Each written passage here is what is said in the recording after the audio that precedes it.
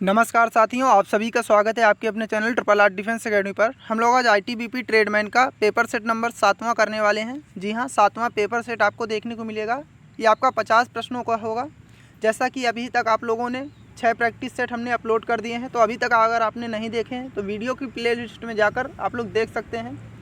यहाँ पर अगर मैं बात करूँ आपकी जीके, हिंदी, मैथ व रीजनिंग, जी हाँ, यहाँ पर वो सिलेक्टेड प्रश्न है। जिस प्रकार के प्रश्नों का आपका ट्रेंड चल रहा है, तो आप हमारे साथ बने रहिएगा। अगर आपको वीडियो अच्छी लगे तो वीडियो को लाइक कर दीजिएगा। चैनल को अगर अभी तक आपने सब्सक्राइब नहीं किया है तो कर लीजिएगा, क्योंकि हमारे चैनल के माध्यम से आपको इसी प्रकार की निःशुल्क क्लासें मिलती रहेंगी। तो चलिए चालू करते हैं हमारा जो आज का सेशन है उसकी ओर। तो यहाँ पर देख लेते हैं हमारा जो आज का पहला प्रश्न है। तो हमारा पहला प्रश्न है, महात्मा गांधी भारतीय राष्ट्रीय कांग्रेस के अध्यक्ष किस वर्ष बने? जी हाँ, महात्मा गांधी जो थे ये भारतीय राष्ट्रीय कांग्रेस के अध्यक्ष जो थे किस वर्ष बने थे? तो ये आपके बने थे 1924 में, यानी ऑप्शन बी हमारा बिल्कुल राइट आंसर होगा। 1924 याद रखिएगा। इन्होंने बेलगांव अधिवेशन की अध्यक्षता की थी। आपसे कई बार पूछ लेता है कि एकमात्र अधिवेशन कौन था जिसकी अध्यक्षता महात्मा गांधी ने की थी, तो बेलगांव अधिवेशन की आपकी अध्यक्षता की थी। यहाँ पर अगर हम लोग बात कर लेते हैं 1925, जी हाँ, इसी के बाद में तो यहाँ पर ये कानपुर में अधिवेशन 1925 में किया गया था, याद रखिएगा, कानपुर में।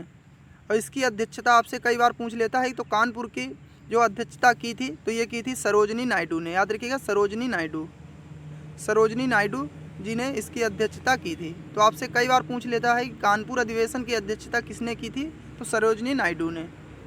चलिए आगे देख लेते हैं। हमारा अगला क्वेश्चन है, क्रीमी लेयर संबंधित है। जी हाँ, क्रीमी लेयर किससे संबंधित है? तो क्रीमी लेयर की अगर बात कर लेते हैं, सामाजिक एवं आर्थिक हालात से संबंधित है। याद रखिएगा, सामाजिक एवं आर्थिक हालात से ये संबंधित है। चलिए आगे देख लेते हैं। हमारा जो अगला क्वेश्चन है, भारतीय फुटबॉल की निम्नलिखित में से किस राष्ट्रीय प्रतियोगिता का आरंभ जो है 1945 में हुआ था? जी हाँ, ये जो आपकी सारी जो आपकी ट्रॉफियाँ दी गई हैं ये फुटबॉल से जुड़ी हुई, याद रखिएगा। तो आपसे पूछ लिएगा डूरंड कप का संबंध किससे है, कई बार पूछा भी गया है।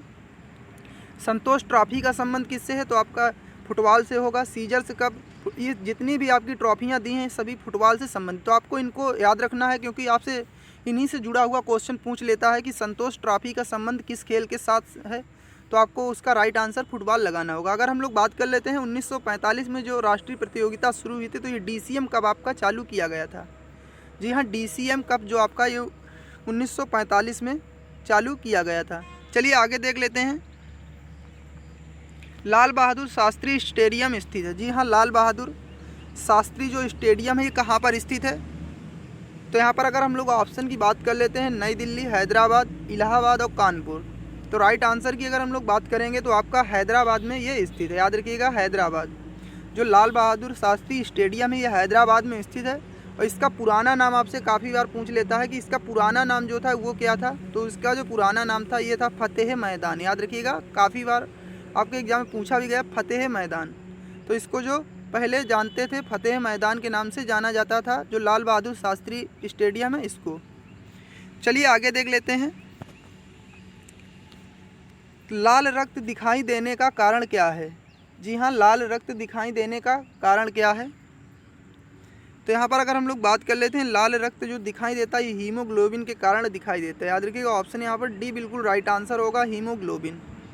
यहाँ पर आपसे पूछ लेता है किसको जो है शरीर का, यानी जो होता है ब्लड आर्मी कहा जाता है, यानी शरीर का जो है सुरक्षा कवच कहा जाता है। तो आपका सफ़ेद जो कणिकाएँ होती हैं, श्वेत रक्त कणिकाएँ, उनको आर्मी कहा जाता है, यानी बॉडी आर्मी कहा जाता है, जो रक्षा करती हैं बाहरी रोगों से लड़ने में। तो यहाँ पर WBC याद रखिएगा, आपसे प्रश्न दे देगा।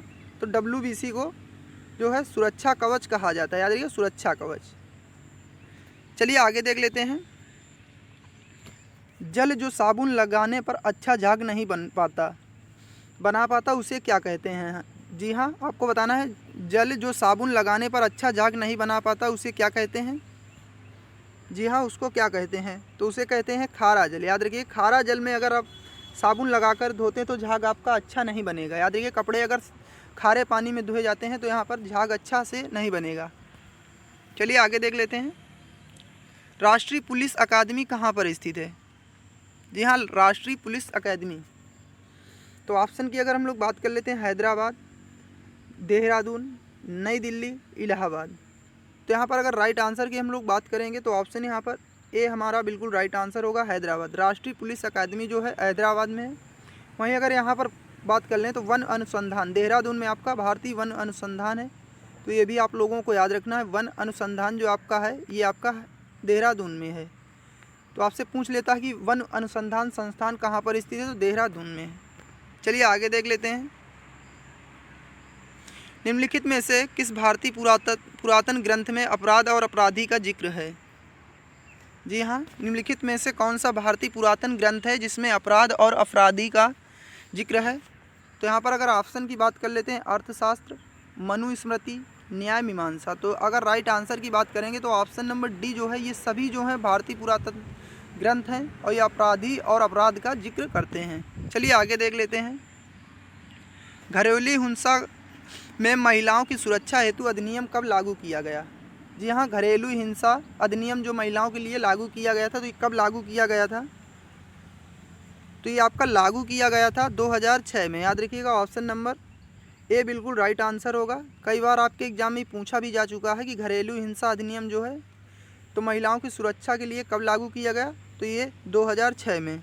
और ये अधिनियम जो आपका लाया कब गया था? तो 2005 में ये अधिनियम लाया गया था। अगर बात करें तो लाया कब गया था ये अधिनियम? तो ये 2005 में आपका लाया गया था, लागू किया गया 2006 में। चलिए आगे देख लेते हैं। भारत और पाकिस्तान के बीच ताशकंद जो समझौता है कब हुआ था? जी हाँ, ताशकंद समझौता कब हुआ था? तो यहाँ पर अगर हम लोग बात कर लेते हैं, ताशकंद जो समझौता हुआ था ये 1966 में हुआ था। याद रखिएगा, ऑप्शन ए हमारा बिल्कुल राइट आंसर हो। कभी कभी इसकी डेट भी पूछ लेता है, तो डेट इसकी होगी 10 जनवरी। याद रखिएगा, 10 जनवरी 1966। तो 10 जनवरी 1966 को जो है भारत और पाकिस्तान के बीच ताशकंद समझौता हुआ था। चलिए आगे देख लेते हैं। 1 मेगाबाइट में कितने के बराबर होता है? यानी 1 मेगाबाइट जो होता है ये कितने के बराबर होता है? जी हाँ, 1 मेगाबाइट जो है कितने के बराबर होता है? तो बात कर लेते हैं ऑप्शन की। 1024 गीगाबाइट, 1000 बाइट, 1024 किलोबाइट और 1024 टेराबाइट। तो यहाँ पर अगर राइट आंसर की बात करेंगे, ऑप्शन सी बिल्कुल राइट आंसर होगा कि 1024 किलोबाइट। यानी 1 मेगाबाइट जो बराबर होता है 1024 किलोबाइट के बराबर होता है। चलिए आगे देख लेते हैं। गरीबी हटाओ का नारा किस पंचवर्षीय योजना काल में दिया गया? जी हाँ, गरीबी हटाओ का जो नारा है किस पंचवर्षीय योजना में दिया गया? तो ये आपका दिया गया था 6ठी पंचवर्षीय योजना में। याद रखिए, गरीबी हटाओ का नारा जो दिया गया था 6ठी पंचवर्षीय योजना में दिया गया था। काफ़ी बार आपके एग्जाम में पूछा भी जा चुका है, ये प्रश्न आपका पूछा भी जा चुका है। चलिए आगे देख लेते हैं। भारत के प्रथम गृह मंत्री कौन थे? जी हाँ, प्रथम गृह मंत्री कौन थे? तो ये आपके थे यहाँ पर Sardar Patel. Option number A बिल्कुल राइट आंसर होगा, सरदार पटेल। अगर बात कर लेते हैं बाबू जगजीवन राम की, तो ये प्रथम श्रम मंत्री थे। याद रखिएगा, प्रथम श्रम मंत्री की अगर बात करें तो बाबू जगजीवन राम जो थे ये प्रथम श्रम मंत्री थे आपके। चलिए आगे देख लेते हैं। रामायण में मांडवी किसकी पत्नी थी? जी हाँ, रामायण में जो मांडवी थी ये किसकी पत्नी थी? तो मांडवी जो थी यहाँ पर ये भरत की पत्नी थी। ऑप्शन ए हमारा बिल्कुल राइट आंसर होगा, भरत की। चलिए आगे देख लेते हैं। भारत का संविधान लिखा गया था, तो ऑप्शन की अगर बात करें 2 वर्ष से अधिक किंतु 3 वर्ष से कम अवधि में, 3 वर्षों में, 3 वर्ष से अधिक अवधि में, 2 वर्षों में। तो यहाँ पर अगर हम लोग भारत के संविधान की बात करें तो 2 वर्ष। याद रखिएगा, काफ़ी बार एग्जाम में आपके पूछ भी लेता है और पूछा भी जा चुका। 2 वर्ष 11 माह, 2 वर्ष 11 माह 18 दिन। याद रखिएगा, 2 वर्ष 11 माह 18 दिन जो संविधान बनकर तैयार हुआ था, इतने दिनों में आपके बनकर तैयार हुआ था। 2 वर्ष 11 माह 18 दिन। अगर राइट आंसर की हम लोग बात करेंगे 2 वर्ष से अधिक किंतु 3 वर्ष से कम, तो ऑप्शन ए यहाँ पर बिल्कुल राइट आंसर होगा। यहाँ पर आपसे पूछ लेता कि संविधान सभा की पहली बैठक कब हुई थी? तो आपकी हुई थी 9 दिसंबर 1946। याद रखिएगा, 1946। तो 9 दिसंबर 1946 को पहली बैठक हुई थी। वहीं अगर बात कर लेते इसके अध्यक्ष कौन थे, तो इसके अस्थायी अध्यक्ष जो थे उस सभा के सबसे बुजुर्ग मेंबर जो थे सच्चिदानंद सिन्हा को चुना गया था। यहाँ पर अगर बात कर ले दूसरी जो बैठक हुई थी तो 11 दिसंबर 1946 को हुई थी। जी हाँ, 11 दिसंबर 1946 को हुई थी। तो इसमें जो था स्थायी अध्यक्ष के रूप में डॉक्टर राजेंद्र प्रसाद को चुना गया था। चलिए आगे देख लेते हैं। तो यहाँ से हमारा हिंदी का पोर्शन चालू होता है। अपने क्वेश्चन आप लोग काउंट करते रहिएगा कि आपने अभी तक कितने क्वेश्चन सही किए हैं। लास्ट में आप हमें कमेंट बॉक्स में लिखकर ज़रूर बताइएगा कि आपने पूरे सेट में कितने नंबर बनाए हैं। तो इलाहाबाद में बोली जाने वाली बोली है, जी हाँ, आपको बताना है कि इलाहाबाद में बोली जाने वाली बोली कौन सी है। तो ब्रज, अवधी, खड़ी और भोजपुरी। तो यहाँ पर अगर बात कर लेते हैं इलाहाबाद में जो बोली जाती है आपकी अवधी बोली बोली जाती है। याद रखिएगा, ऑप्शन बी बिल्कुल राइट आंसर होगा, अवधी बोली। चलिए आगे देख लेते हैं। ए के उच्चारण स्थान का स्थान क्या है। जो अय बोलते हैं, अय जो बोलते हैं, इसके उच्चारण का स्थान क्या है। तो ये होगा कंठ तालव्य। याद रखिएगा, कंठ और तालव्य से मिलाकर बोला जाता है अय आपका। यहाँ पर आपसे पूछ लेता है काफ़ी बार कि संयुक्त व्यंजन कौन कौन से हैं। जी हाँ, संयुक्त व्यंजन तो संयुक्त आपके कौन कौन से होंगे। तो आपका छा छत्री जो होता है, छा छत्री, त्रा त्रिशूल, ज्ञा ज्ञानी, ये आपके संयुक्त व्यंजन के अंतर्गत है। और ये आपका इस तरीके वाला जो आपका श्री बनाया जाता है, यानी ये आपके संयुक्त व्यंजन है। यहाँ पर आपसे पूछ लेता है कि कभी कभी कि अंतस्थ व्यंजन कौन कौन से। तो या, रा, ला और वाह। याद रखिएगा, ये अंतस्थ व्यंजन है। अगर बात कर लेते हैं ऊष्म व्यंजन की, तो ऊष्म व्यंजन आपके क्या होंगे। सा सवाल, खा खटकोण, और यहाँ पर ये आपका सा सीटी, हाँ हल। ये याद रखिएगा, ये आपके ऊष्म व्यंजन के अंतर्गत आते हैं। चलिए आगे देख लेते हैं। उड्डयन का सही संधि विच्छेद क्या होगा। जो उड्डयन का सही संधि विच्छेद की बात करेंगे, उत प्लस डयन, यानी ऑप्शन ए बिल्कुल राइट आंसर होगा, उत प्लस डयन। चलिए आगे देख लेते हैं। चूरण किस प्रकार का शब्द है। जी हाँ, चूरण जो है किस प्रकार का शब्द है। तो चूरण आपका तद्भव शब्द है। याद रखिएगा, तद्भव। अगर यहाँ पर तत्सम शब्द की बात कर लेते हैं, तो तत्सम शब्द उन्हें कहा जाता है, संस्कृत के जैसे शब्द उठाए जाते हैं वैसे ही यहाँ पर हिंदी में एडजस्ट कर दिए जाते हैं, तो उन्हीं को तत्सम शब्द के नाम से जाना जाता है। चलिए आगे देख लेते हैं। चौकड़ी भूल जाना मुहावरे का अर्थ क्या है। जी हाँ, चौकड़ी भूल जाना मुहावरे का अर्थ क्या है। तो यहाँ पर हमने मुहावरे की आपकी एक क्लास अपलोड कर दी है हिंदी स्पेशल में, तो आप उसको जाकर देख सकते हैं, क्योंकि वहाँ पर हमने 100 प्रश्नों का आपका रिवीजन कराया हुआ है। मुहावरों के सारे प्रश्न हैं आपके। तो आपने अगर अभी तक नहीं देखी है तो उस क्लास को देख लीजिएगा, क्योंकि आपको डायरेक्टली आपके एग्ज़ाम में वहाँ से फ़ायदा मिलने वाला है। तो यहाँ पर ये प्रश्न भी आपका उस क्लास में दिया हुआ है कि चौकड़ी भूल जाना मुहावरे का अर्थ क्या होगा। तो राह ना सूझना, यानी ऑप्शन ए बिल्कुल राइट आंसर होगा, राह ना सूझना। चलिए आगे देख लेते हैं। वैमनस्य का विलोम शब्द होगा। जी हाँ, वैमनस्य का विलोम शब्द क्या होगा। तो विमनस्य, सौमनस्य, सुमनस्य, अवमनस्य। तो यहाँ पर अगर राइट आंसर की बात करेंगे तो सौमनस्य जो होगा वैमनस्य का विलोम शब्द होगा। चलिए आगे देख लेते हैं। जस दूल्हे तस बनी बराता। जी हाँ, इस कहावत का अर्थ क्या होगा। जैसे खुद वैसे साथी, यानी ऑप्शन नंबर यहाँ पर बी बिल्कुल राइट आंसर होगा, जैसे खुद वैसे साथी। चलिए आगे देखते हैं। जो धरती फोड़कर जमता है। जी हाँ, जो धरती फोड़कर जन्मता है उसे क्या कहते हैं। तो उसे कहते हैं उद्भिज, यानी ऑप्शन नंबर डी बिल्कुल राइट आंसर होगा। चलिए आगे देख लेते हैं। तो यहाँ पर आपसे अंग्रेजी में, यानी पृष्ठांकन का अंग्रेजी में अनुवाद क्या होगा। जी हाँ, पृष्ठांकन का अंग्रेजी में अनुवाद की बात करें तो इंडोर्समेंट जो होगा, ऑप्शन डी बिल्कुल राइट आंसर होगा, इंडोर्समेंट। चलिए आगे देख लेते हैं। इनमें से मूक का अनेकार्थक शब्द कौन सा नहीं है। तो यहाँ पर अगर हम लोग बात कर लेते हैं मूक का कौन कौन से हैं, तो मूक माने गूंगा, चुप, विवश। तो ये सब मूक के अनेकार्थक शब्द हैं। अगर बात करें शांत जो होगा, ये मूक का अनेकार्थक शब्द नहीं होगा। तो ये आपके हिंदी के प्रश्न थे। चलिए अब हम लोग चालू करते हैं हमारी रीजनिंग को। जी हाँ, रीजनिंग। तो यहाँ पर पहला प्रश्न हमारा है। तो यहाँ पर पहला प्रश्न हमारा कथन निष्कर्ष से है। याद रखिएगा, कथन और निष्कर्ष से है। तो इसको हम लोग देख लेते हैं। तो यहाँ पर सबसे पहले आपको कथन को सॉल्व करना होता है।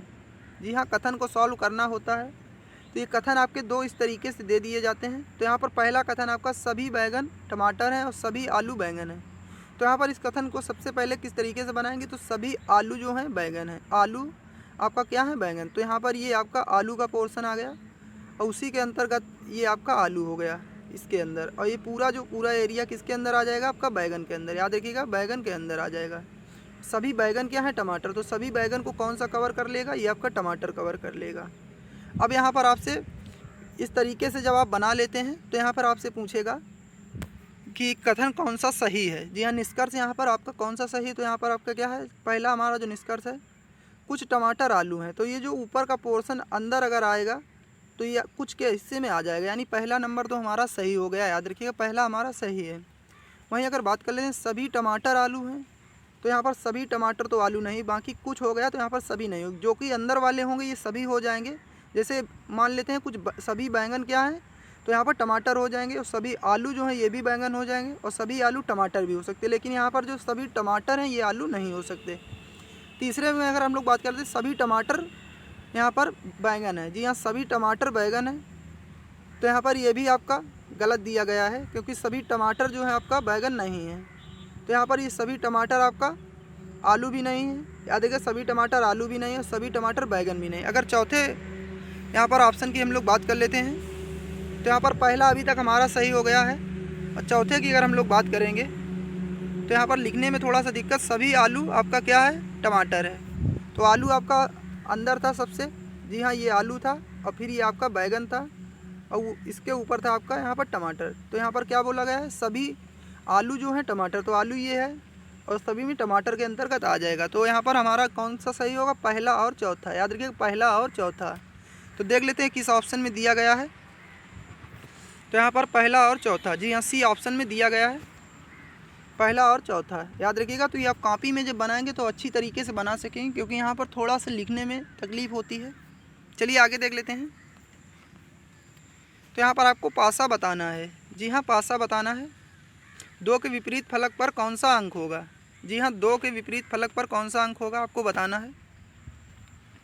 तो यहाँ पर अगर हम लोग बात कर लेते हैं इसको किस तरीके से सॉल्व करेंगे, तो यहाँ पर हम लोग 1 कॉमन ट्रिक से सॉल्व करेंगे। सबसे पहले 1 कॉमन ट्रिक से सॉल्व करेंगे। तो यहाँ पर देख लेते हैं 2 किस में दिया, ये दिया गया है। यहाँ पर हम लोग देखते हैं, थोड़ा सा रुकिएगा आप लोग। तो यहाँ पर सबसे पहले यहाँ पर मिला लेते हैं कौन कौन सा, एक दिया यानी 3 और 3, तो 3 लिख देंगे। फिर उसके बाद में इसको क्लॉकवाइज 1 यहाँ पर 1 और फिर आपका 2 आ जाएगा, यहाँ पर आपका 2, तो 3 1 2 क्लॉकवाइज आपको लिखना है। थोड़ा सा यहाँ पर हमारा सिस्टम जो है हैक कर रहा है, तो यहाँ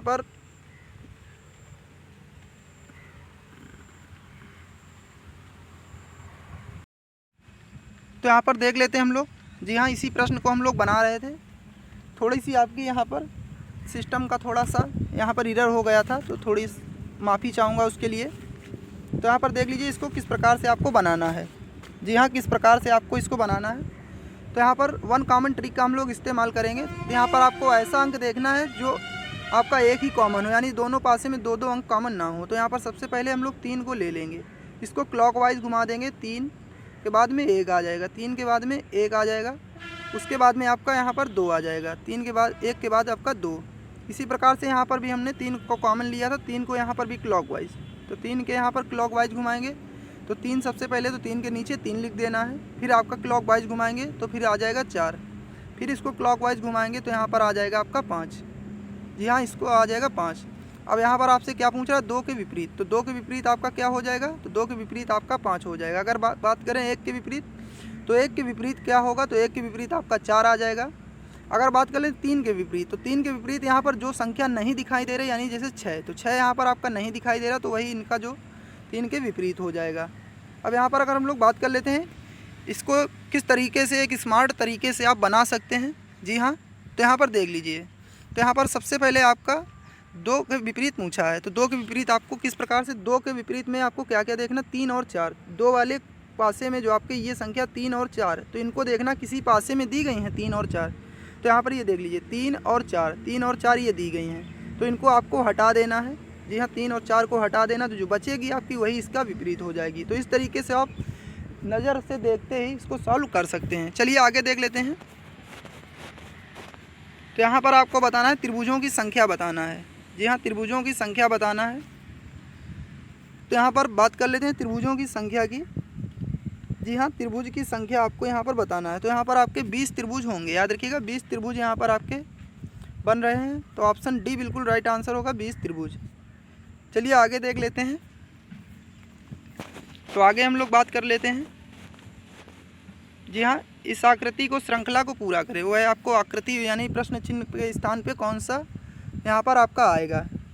जी हाँ, प्रश्न चिन्ह के स्थान पर कौन सा श्रृंखला को आपको पूरा करना है, कौन सी ऑप्शन जो आपके प्रश्न चिन्ह के स्थान पर आएगा।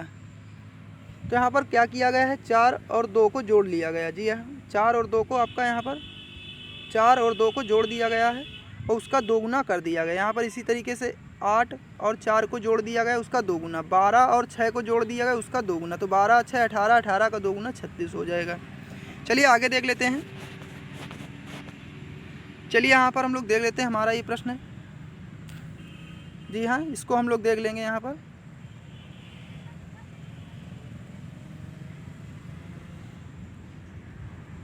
तो चलिए हम लोग इसको सॉल्व कर लेते हैं। तो यहाँ पर आपका क्या लिखा होगा, Q के पूर्व में 4 किलोमीटर P है, यानी Q आपका ये हो गया। जी हाँ, Q। अब Q का पूर्व कहाँ होगा, इस साइड में। तो यहाँ पर आपका क्या हो जाएगा, P हो जाएगा। ये देख लीजिए 4 किलोमीटर की दूरी है इन दोनों के बीच में। P वहीं खड़ा है, याद रखिए P तो वहीं खड़ा है।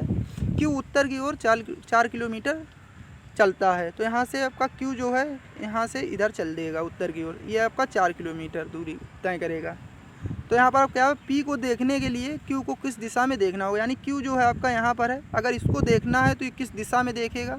तो आपका यहाँ पर कौन सी दिशा होती है, ये देख लीजिए 4 दिशाएं होती हैं। तो ये यहाँ से देखेगा तो यहाँ पर आपका क्या आ जाएगा, दक्षिण और पूर्व। याद रखिए ये आपका पूर्व हो गया, ये आपका दक्षिण का एरिया, जो दक्षिण पूर्व यहाँ पर राइट आंसर होगा, ऑप्शन बी। चलिए आगे देख लेते हैं। तो यहाँ पर हम लोग इसको सॉल्व कर लेते हैं। जी हाँ, इसको हम लोग सॉल्व करेंगे। P Q का भाई है, तो P ये हो गया, ये किसका भाई है, Q का भाई है। तो P Q का भाई तथा R का बेटा है, तथा R का बेटा है। तो ये दोनों किसकी संतानें हैं, R की। V T की बहन है, तो इसको अभी आपको डील देना है क्योंकि इससे रिलेटेड आपका डाटा नहीं दिया है, जो कि Q की पुत्री है। Q की पुत्री कौन है, V। V यहाँ पर Q की पुत्री हो गई, याद रखिएगा V जो है Q की पुत्री है। T की बहन है, तो T की बहन हो गई। यदि R यश का पति है, R किसका पति है, तो ये यश का पति हो गया, यानी यश इसकी पत्नी हो गई, पति हो। तो निम्नलिखित में से कौन सा कथन सत्य होगा। जी हाँ, कौन सा कथन सत्य होगा, तो यहाँ पर क्या लिखा हुआ है, V यश की पौत्री है। V जो है यश की पौत्री है। तो यहाँ पर अभी तो आपका देख लेते दूसरा क्वेश्चन क्या है, R Q के दादाजी हैं। R जो है Q के दादा, ये तो गलत हो गया आपका। और चौथा ऑप्शन देख लेते, यश T की माँ है। यश जो है T की माँ है, ये भी गलत है क्योंकि यश T यहाँ पर क्या होगा, यश जो होगा दादी होगी T की। V P का भतीजा है, V जो है P का भतीजा है।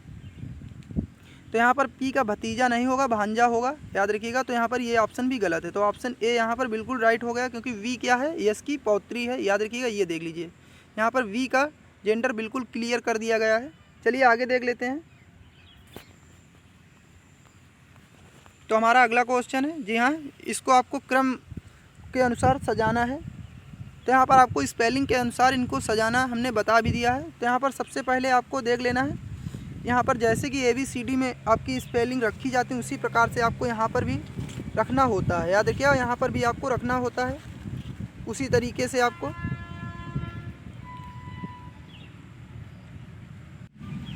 तो यहाँ पर इसको देख लेते हैं। तो यहाँ पर सबसे पहले आपका ई तो सब में कॉमन है। ई के बाद में आपका क्या आएगा, तो ई के बाद में आपका यल आ जाएगा क्योंकि यल के बाद में क्या आता है, यम। तो यम आपका बाद में आएगा, यल इसीलिए पहले। तो 4 नंबर की स्पेलिंग तो पहले। तो यहाँ पर ये ऑप्शन से पहले आप काट देंगे क्योंकि 5 से शुरुआत है, तो ये तो बिल्कुल गलत है। उसके बाद में आपका क्या है, यल, ठीक है। इसको देख लेते हैं। फिर क्या आएगा यहाँ पर, ई के बाद में चौथे नंबर ये आपका सबसे पहले तो इसकी आगे, तो इसको आपको हटा देना है। अब आपको चेक करना है इन्हीं जो आपके बचे हुए ऑप्शन हैं इनमें से।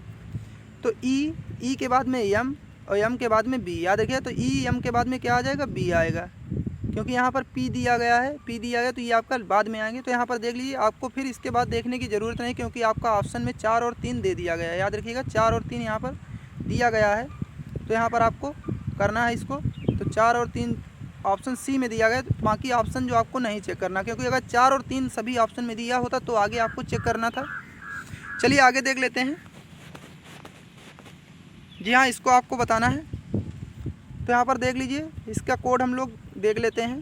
तो यहाँ पर इनका कोड जो है ऊपर ही दिया गया, इसका कोड ये दे दिया गया, इसका कोड ये दे दिया, ये स्पेलिंग भी आपके ऊपर ही अक्षर जो इसके वर्ड दिए गए। तो यम देख लीजिए, ये आपका दिया है, यम का कोड यहाँ दूसरे यानी बाईं ओर से आपका, दाईं ओर से दूसरा, माफ़ करिएगा दाईं ओर से दूसरा। तो परसेंटेज का एम का कोड हो जाएगा परसेंटेज। ओ का अगर बात कर लेते हैं एट द रेट, देख लीजिए ओ, तो बाईं ओर से दूसरा, बाईं ओर से दूसरा, एट द रेट। यहाँ पर डी की अगर बात कर लेंगे तो शुरू से आपका यहाँ पर देख लीजिए पहला, ये आपका पहला, तो यहाँ पर ये आ गया 5। ई की अगर बात करेंगे तो 3, ये देख लीजिए लास्ट में आपका दिया गया, यहाँ पर भी लास्ट में 3। तो यहाँ पर देख लेते परसेंटेज एट द रेट 5 3। तो ये देख लीजिए ऑप्शन डी में आपका दिया गया है, at the rate percentage at the rate 5 और 3। चलिए आगे देख लेते हैं। जी हाँ, यहाँ पर आपको बताना है कौन सा अक्षर नहीं बनाया जा सकता है। जी हाँ, कौन सा अक्षर यहाँ पर नहीं बनाया जा सकता है, उसको आपको यहाँ पर बताना है। जी कौन सा यहाँ पर नहीं बनाया जा सकता है, तो यहाँ पर देख लेते हैं इसको चेक करके, NOTIC। तो बाकी जो आपकी स्पेलिंग सभी ए में, ए वाला तो आपका बनाया जा सकता है, क्योंकि ये स्पेलिंग आपकी यहाँ पर मिल रही। CEN, तो यहाँ पर चेक करते हैं CEN, ये भी आपका मिल गया। TR, तो आर यहाँ पर देख लीजिए, आर बिल्कुल आपका नहीं दिखाई दे रहा, इसीलिए आपका बी ऑप्शन नहीं बनाया जा सकता। इसको आप ऑप्शन से चेक करिएगा, जो स्पेलिंग इस स्पेलिंग में दी जाए तो समझ लीजिए वो स्पेलिंग बनाई जा सकती, जो नहीं अगर दी जाए तो समझ लेना ये नहीं बनाया जा सकता है। चलिए आगे देख लेते हैं। तो यहाँ पर हम लोग देख लेते हैं, तो क्या लिखा हुआ है, एक पिता अपने पुत्र से 30 वर्ष बड़ा है, वह 5 वर्ष बाद अपने पुत्र से 3 गुना बड़ा हो जाएगा। याद रखिएगा, एक पिता क्या है, अपने पुत्र से 30 वर्ष बड़ा है, वह 5 वर्ष के बाद अपने पुत्र से 3 गुना हो जाएगी। तो पिता की वर्तमान आयु क्या है, तो यहाँ पर इसको ऑप्शन से आप लोग करना सीखिएगा। याद रखिएगा, ऑप्शन से इसको किस प्रकार करेंगे, तो यहाँ पर रख लेते हैं 35। मान लीजिए ऑप्शन ए में हमारा 35 है, तो ये पुत्र से कितना बड़ा है, तो ये आपका 30 वर्ष बड़ा है। जी हाँ, 30 वर्ष बड़ा है। तो इससे अगर हम लोग 30 घटा देंगे तो आपका कितना बच जाएगा यहाँ पर, तो ये आपका 5, यानी 5 वर्ष का पुत्र होगा। और फिर क्या बोला है, 5 वर्ष बाद, यानी 5 वर्ष इसमें जोड़ देंगे तो आपका हो जाएगा 10, इसमें अगर जोड़ देंगे तो ये हो जाएगा 40। याद रखिए, ये हो जाएगा यहाँ पर 40। तो ये कितना हो रहा है, तो ये तो 4 गुना हो रहा है, 10 चौक 40, 4 गुना। तो ये ऑप्शन आपका गलत है। अब हम लोग चेक कर लेते हैं हमारा जो दूसरा ऑप्शन है उसको हम लोग, अब जैसे 45 को हम लोग चेक करते हैं रख कर। जी हाँ, 45 को हम लोग रख के चेक करते हैं। तो यहाँ पर हम लोग 45 को रख कर चेक करेंगे। तो आप 45 को अगर हम बात करेंगे तो 45 अगर हम बात कर लेंगे तो ये आपका 15 वर्ष का इसका पुत्र हो जाएगा। याद रखिए 15 वर्ष का। तो यहाँ पर अगर 5 वर्ष जोड़ देंगे तो ये 20 का हो जाएगा, ये आपका यहाँ पर 50 का। तो ये भी आपका नहीं हो रहा 3 गुना। चलिए आगे देख लेते हैं। इसी प्रकार से सी ऑप्शन को 40 को रख कर देख लेते हैं। 40 तो पुत्र कितने का होगा, तो पुत्र आपका होगा यहाँ पर 10 वर्ष का, यानी 30 वर्ष बड़ा है तो 30 वर्ष बड़ा हो गया। तो ये आपका ये पुत्र है और ये पिता है। तो यहाँ 5 जोड़ देंगे, यानी 5 वर्ष के बाद कहा तो जोड़ देंगे, इसमें भी 5 जोड़ देंगे। तो ये आपका 15 और 15 का 3 गुना कितना होता है 45। तो ऑप्शन यहाँ पर आपका क्या होगा, सी बिल्कुल सही हो, क्योंकि वर्तमान पूछ रहा है। याद रखिए वर्तमान आपकी ये हो गए और 5 वर्ष के बाद आपका पिता कितने का हो जाएगा, तो 45 का हो जाएगा। अगर पुत्र की वर्तमान आयु की बात करें तो आपका 10 वर्ष का होगा, और अगर बाद की बात करें तो 5 वर्ष बाद 15 वर्ष का हो जाएगा। चलिए आगे देख लेते हैं। तो यहाँ पर इसको आपको सॉल्व करना है। जी हाँ, इस प्रश्न को तो यहाँ पर देख लीजिए, इसको सबसे पहले जो आपका ये वाला पोर्शन दिया गया इसको आपको सॉल्व कर लेना। तो 12 प्लस का अर्थ क्या है, भागित। जी हाँ, प्लस का अर्थ क्या है आपका, तो यहाँ पर ही भाग का है। थोड़ा सा यहाँ पर दिक्कत हो रहा है, याद रखिएगा। तो 12 यहाँ पर आपका ये भागित हो गया और प्लस, अब फिर यहाँ पर आपका 4 आ जाएगा। याद रखिए 4 माइनस का, यहाँ पर गुणा की बात कर लेते हैं। गुणा का क्या है आपका, तो गुणा का अर्थ है प्लस, तो +2। अब इनको आपको 4 × 12 यानी 3 और 2 5, तो इस वाले पोर्शन से जो आपका 5 निकल कर आ जाएगा। इसी प्रकार से ये जो दिया गया है 6, माइनस का अर्थ क्या है, तो माइनस का अर्थ है गुणा, याद रखिए माइनस का अर्थ है आपका गुणा, ये आपका 4। भाग का अर्थ क्या है आपका, तो भाग का अर्थ है माइनस 2, तो 6 चौका 24 और माइनस 2 बचेगा यहाँ पर 22, तो 22 का यहाँ पर, और यहाँ पर आपका गुणा का क्या दिया है, तो गुणा का आपका प्लस, तो ये गुणा की जगह पे आपको प्लस रख लेना है, तो 22 और 5 आपको जोड़ देना है, तो 22 और 5 कितना होगा 27, ऑप्शन ए बिल्कुल राइट आंसर होगा। चलिए आगे देख लेते हैं। जी हाँ, इसको हम लोग सॉल्व करेंगे। तो यहाँ पर बोला गया है किसी महीने का 10वां दिन शनिवार है, तो उस महीने का 27वां दिन कौन सा होगा। तो यहाँ पर मान लेते हैं 10वां दिन या कौन सा, शनिवार, तो 10 में 7 अगर जोड़ेंगे तो आपका 17वां दिन भी यहाँ पर कौन सा होगा, शनिवार। 17 में 7 जोड़ेंगे तो 24वां दिन भी आपका कौन सा होगा, शनिवार। तो 7 दिनों के बाद आपका रिपीट होता रहता है दिन जो है। तो यहाँ पर 24 तारीख को क्या होगा, 24वां दिन जो होगा ये शनिवार। तो 25वां अगर बात कर लेते हैं तो आपका हो जाएगा यहाँ पर 25वां आपका रविवार होगा, और 26वां की अगर बात करेंगे तो 26वां आपका हो जाएगा सोमवार। अगर 27वां की बात करें तो मंगलवार, याद रखिएगा 27वां जो होगा मंगलवार, क्योंकि 3 दिन आगे पूछा है तो यहाँ पर शनिवार में 3 दिन जोड़ देंगे तो आपका मंगलवार राइट आंसर आ जाएगा। चलिए आगे देख लेते हैं। यहाँ पर आपको त्रिभुजों की संख्या बताना है। जी हाँ, त्रिभुजों की संख्या आपको यहाँ पर बताना है। तो त्रिभुजों की संख्या आपको यहाँ पर बताना है। तो देख लीजिए यहाँ पर 3 ये आपके हो गए, 3 ये हो गए और 3 ये हो गए, 3 त्रिका 9 ये आपके त्रिभुज तो आसानी से आपने गिन लिए होंगे। फिर 1 2 और 3, 9 3 ये आपका 12 हो गया, और एक ये आपका हो गया बड़ा वाला, और एक आपका सबसे बड़ा ये वाला। तो यहाँ पर 9 3 12 2 14, ऑप्शन नंबर हमारा 14 देख लेते हैं किस ऑप्शन में दिया गया है। जी हाँ, ऑप्शन हम लोग देख लेते हैं। तो यहाँ पर अगर हम लोग बात करेंगे तो यहाँ पर थोड़ी सी गड़बड़ी क्या हुई, कुछ गिनने में देख लेते हैं एक बार फिर से, क्योंकि 15 ऑप्शन यहाँ पर है।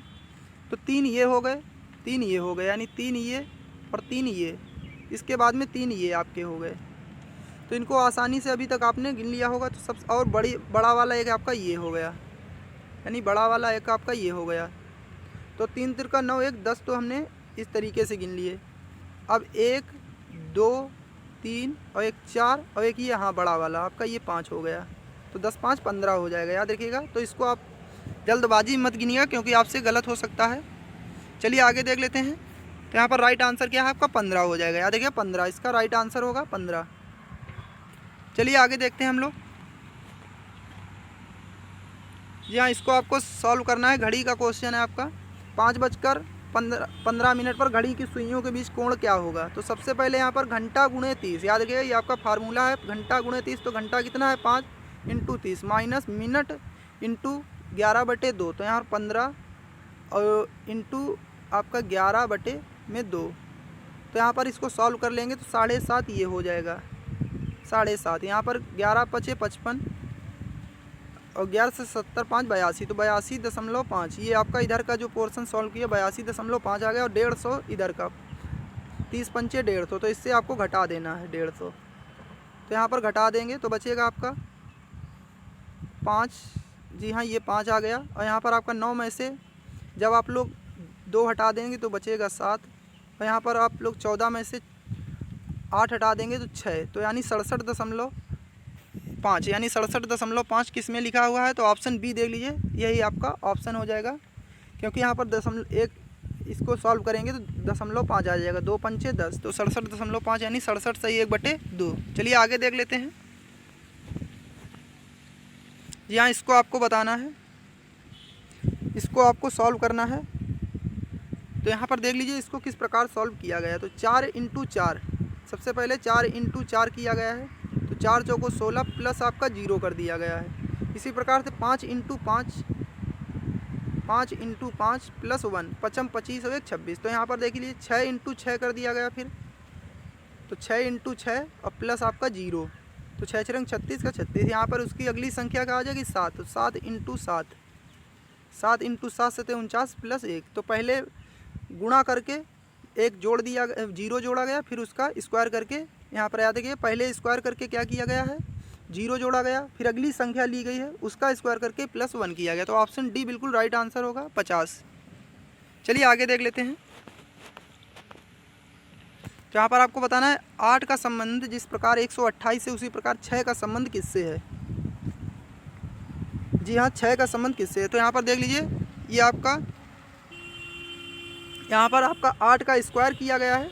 जी हाँ, 8 का स्क्वायर इंटू 2, तो 8 का स्क्वायर कितना होता है 64 दूनी 128। इसी प्रकार 6 का स्क्वायर इंटू 2, तो 6 का स्क्वायर कितना होगा 36, 36 दूनी 72। ऑप्शन बी बिल्कुल राइट आंसर होगा। चलिए आगे देख लेते हैं। जी हाँ, 4 विद्युत चालित मशीनों की घंटियाँ 30, 60, 90 और 120। जी हाँ, 30, 60, 90 और 120। तो यहाँ पर सबसे पहले इनका आपको एलसीएम ले लेना है। जी हाँ, इनका एलसीएम आपको ले लेना है। तो यहाँ पर अगर एलसीएम की बात करेंगे तो आपका इनका 360 एलसीएम हो जाएगा। जी हाँ, 360 इनका एलसीएम होगा, 360 इनका एलसीएम आ जाएगा। और यहाँ पर 60 से भाग लगा देंगे तो आपका आ जाएगा 6 छरंग 36, 6 छरंग 36 यानी 6 घंटे आ जाएगा।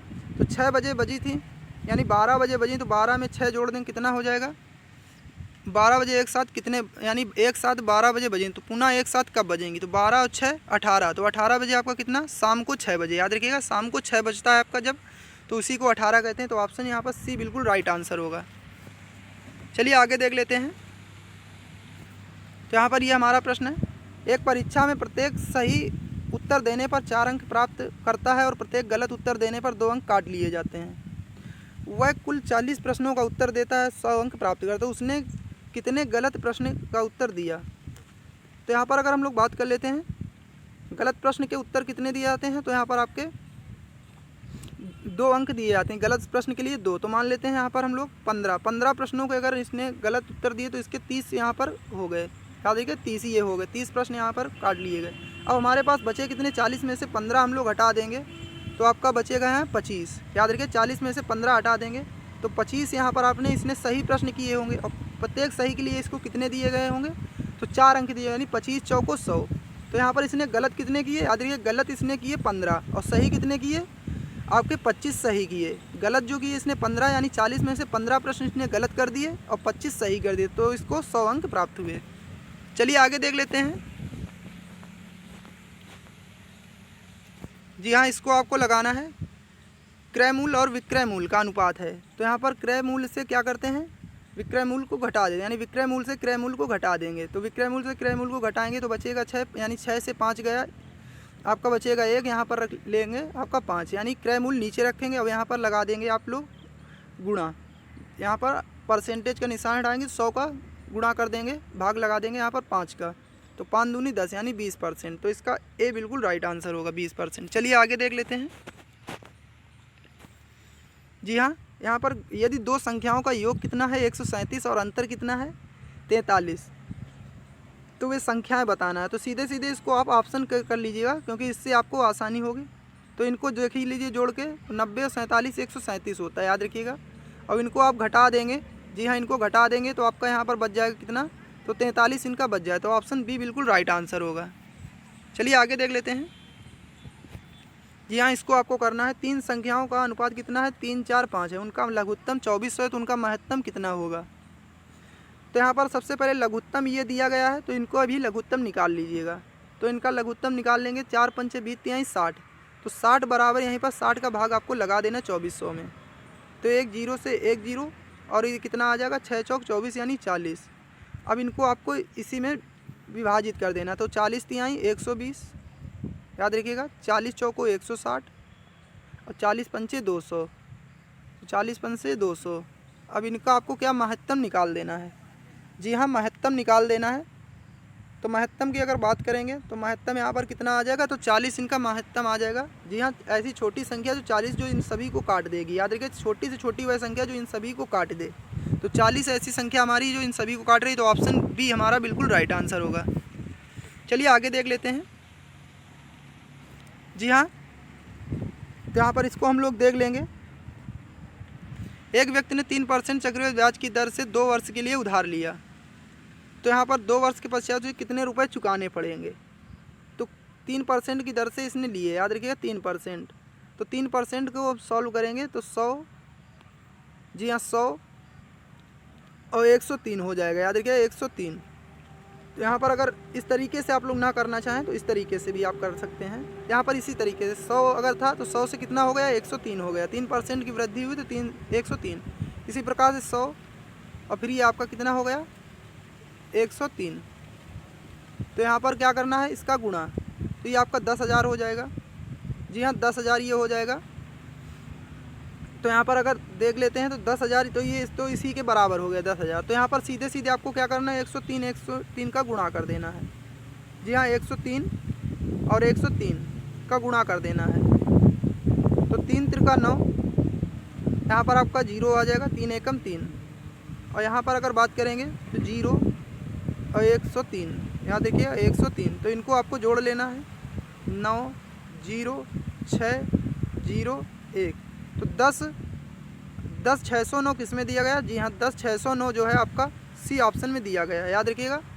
क्योंकि यहाँ पर आपका एक गुना जो 10,000 का अगर भाग लगाएंगे इसमें 10,000 बराबर 10,000 के दे दिया गया है, तो इसी का जो योग निकलेगा तो ये डायरेक्ट 2 वर्ष के पश्चात आपका आंसर आ जाएगा। चलिए आगे देख लेते हैं। तो यहाँ पर लिखा 2 संख्याओं का अनुपात 3:5 है, उनका लघुत्तम आपका कितना है, तो यहाँ पर लघुत्तम जो है 300। तो सबसे पहले जो अनुपात दिया गया इन्हीं का आपको लघुत्तम निकाल लेना है इन संख्याओं का। तो इनका लघुत्तम कितना होगा, 15। तो 15 का इसी में भाग लगा देना। तो 15 का भाग लगाएंगे तो 20 आ जाएगा, 20 आ जाएगा। तो 20 तिहाई ये हो जाएगा 60, और दूसरी जो संख्या होगी 20 पंचे 100। तो यहाँ पर अगर क्या पूछ रहा है आपसे, सबसे छोटी संख्या, तो छोटी तो आपकी हो गई 60। अगर बड़ी की बात करता तो बड़ी हो जाती है आपकी 100, याद रखिएगा। चलिए आगे देख लेते हैं। यहाँ इसको आपको सॉल्व करना है, इसको आपको सॉल्व कर लेना है। तो यहाँ पर ये 25 किसका होता है, तो ये आपका 15 का होता है। 15 जब इसमें आप जोड़ेंगे तो आपका हो जाएगा कितना, 169। जी हाँ 169 जो है 13 का हो जाएगा, 169 जो है आपका 13 का हो जाएगा। 15 जो है 15 625 किसका होगा, जी हाँ 15 625। तो यहाँ पर जब जोड़ देंगे तो 15 625 आपका, 13 जोड़ देंगे तो 15 625। तो 15 625 शायद किसका होगा, 125 का स्क्वायर होगा, याद रखिएगा 125 का। तो बी ऑप्शन बिल्कुल राइट आंसर होगा। चलिए आगे देख लेते हैं।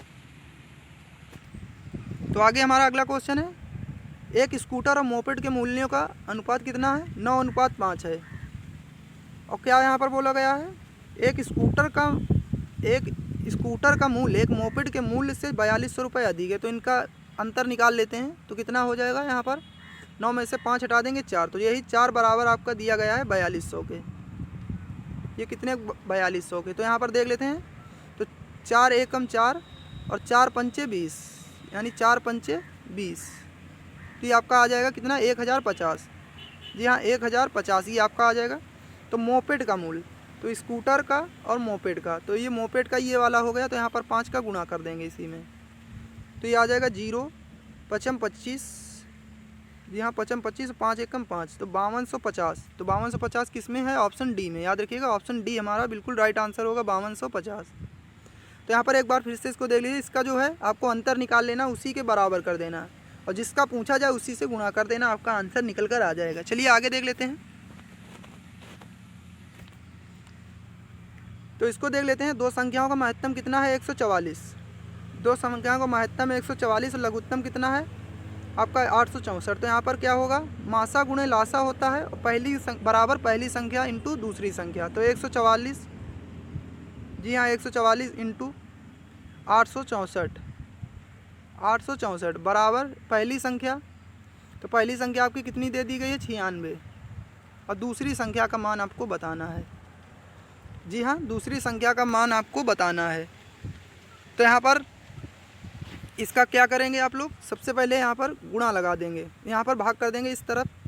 अगर इसके यहाँ पर भाग करेंगे तो यहाँ पर लगभग आपका हमें लगता है ये 6 बार कट रहा है। तो 6 बार इसको देख लेते हैं काट कर।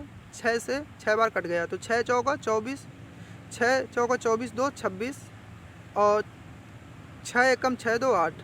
जी हाँ ये आपका 6 बार कट रहा होगा। तो दूसरी संख्या 864 आपकी निकल कर आ गई, याद रखिएगा ऑप्शन बी बिल्कुल राइट आंसर होगा, 864। चलिए आगे देख लेते हैं। तो ये था हमारा आज का सेशन। आपको कैसा लगा, अगर आपको अच्छा लगा हो तो वीडियो को लाइक कर दीजिएगा। चैनल को अगर अभी तक आपने सब्सक्राइब नहीं किया है तो कर लीजिएगा। तो इसी के साथ में जय हिंद, जय भारत।